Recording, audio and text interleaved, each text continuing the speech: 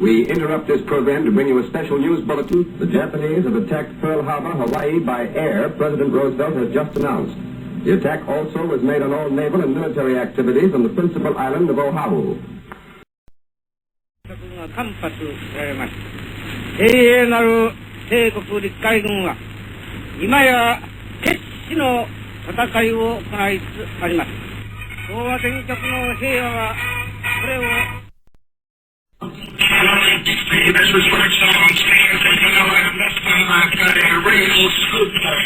Manila has just been bombed. In fact, right now it is being bombed. And without warning, Japanese bombers started bombing Fort William McKinley, Nichols Airfield, and the RCA transmitting station.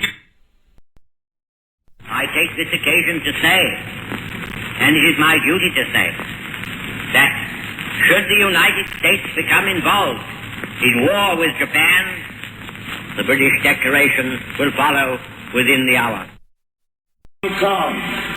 Yesterday, December 7th, 1941, a date which will live in infamy.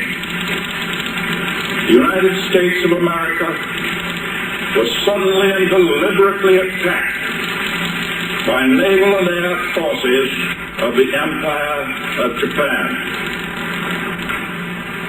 Yesterday, the Japanese government also launched an attack against Malaya. Last night, Japanese forces attacked Hong Kong. Last night, Japanese forces attacked Guam. Last night, Japanese forces attacked the Philippine Islands. Last night, the Japanese attacked Wake Island. And this morning, the Japanese attacked Midway Island. Japan has therefore undertaken a surprise offensive extending throughout the Pacific area. The facts of yesterday and today speak for themselves. The cabinet, which met at 12:30 today, authorized an immediate declaration of war upon Japan. First pictures of Singapore's taste of aerial war reveal the damage done to Raffles Square in the heart of the island shopping center. Department stores, shops and business houses. The same old story, with street clocks registering the early morning hour when death and destruction came at the hands of Hitler's Yellow Brothers.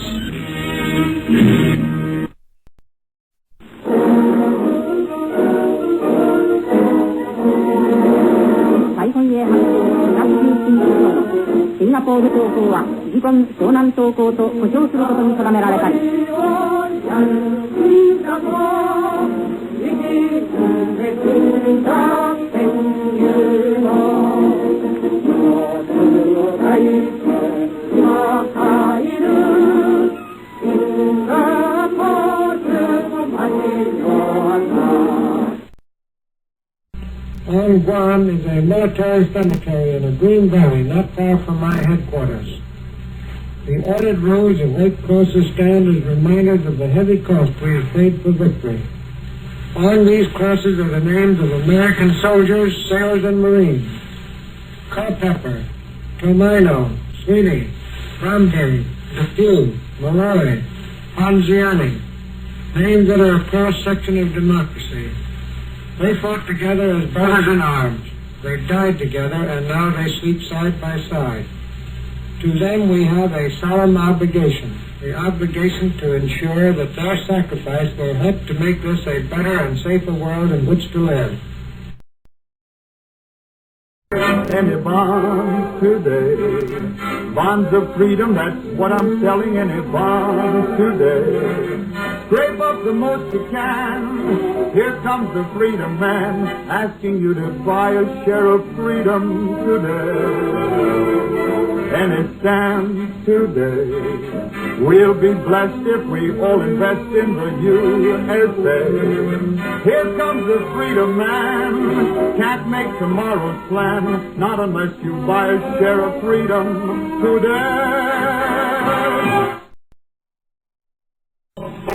That is the year that gunfire going on all around us now. We are now inside the screen of warships. There's no more warships between us and the beach. We look out to the center of the shore and there are hundreds of craft flying out there. But between us and the beach, nothing except a few amphibious craft that are on the beach with boys air tanks. There's juices in there.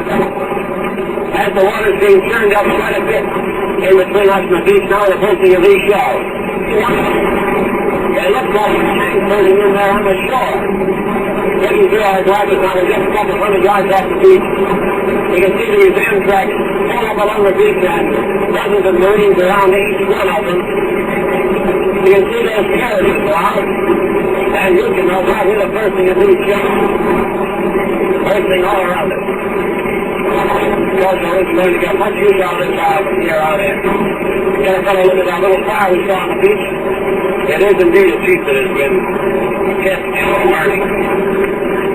We were going to hit the beach in just a couple of seconds. But we're going to try and brace ourselves for a shot. And now we hit the beach. Just simultaneously with that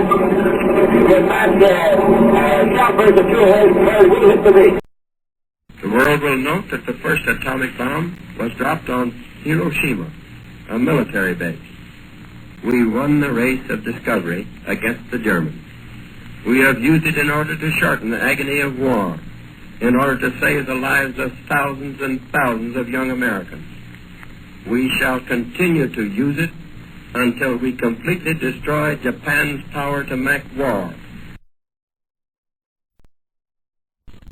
It is my earnest hope, and indeed the hope of all mankind, that from this solemn occasion a better world shall emerge out of the blood and carnage of the past. A world founded upon faith and understanding. A world dedicated to the dignity of man and the fulfillment of his most cherished wish for freedom, tolerance, and justice. My fellow Americans, Supreme Allied Commander General MacArthur and Allied representatives on the battleship Missouri in Tokyo Bay. The thoughts and hopes of all America, indeed of all the civilized world, are centered tonight on the battleship Missouri. There, on that small piece of American soil, anchored in Tokyo Harbor, the Japanese have just officially laid down their arms. They have signed terms of unconditional surrender. 4 years ago, the thoughts and fears of the whole civilized world were centered on another piece of American soil, Pearl Harbor. The mighty threat to civilization which began there is now laid at rest. It was a long road to Tokyo and a bloody one. We shall not forget Pearl Harbor. The Japanese militarists will not forget the USS Missouri. The evil done by the Japanese warlords can never be repaired or forgotten. But their power to destroy and kill has been taken from them. Their army, and what is left of their navy, are now impotent.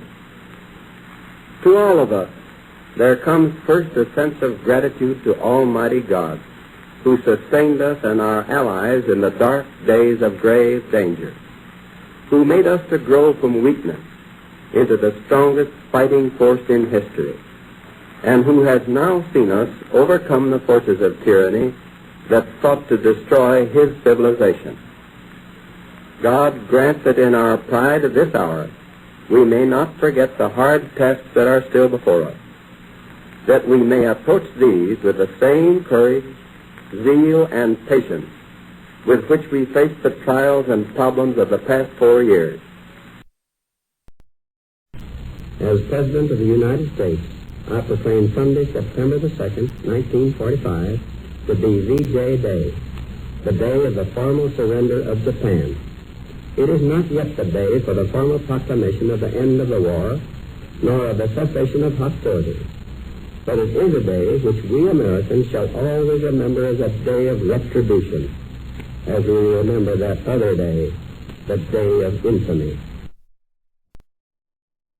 According to Union Arms, we are through today. We close up another chapter of street propaganda in the form of music for you, for my dear little orphans wandering in the Pacific. There are plenty of non-unionists coming around the corner, so be seeing you tomorrow. But in the meanwhile, always remember to be good, and so...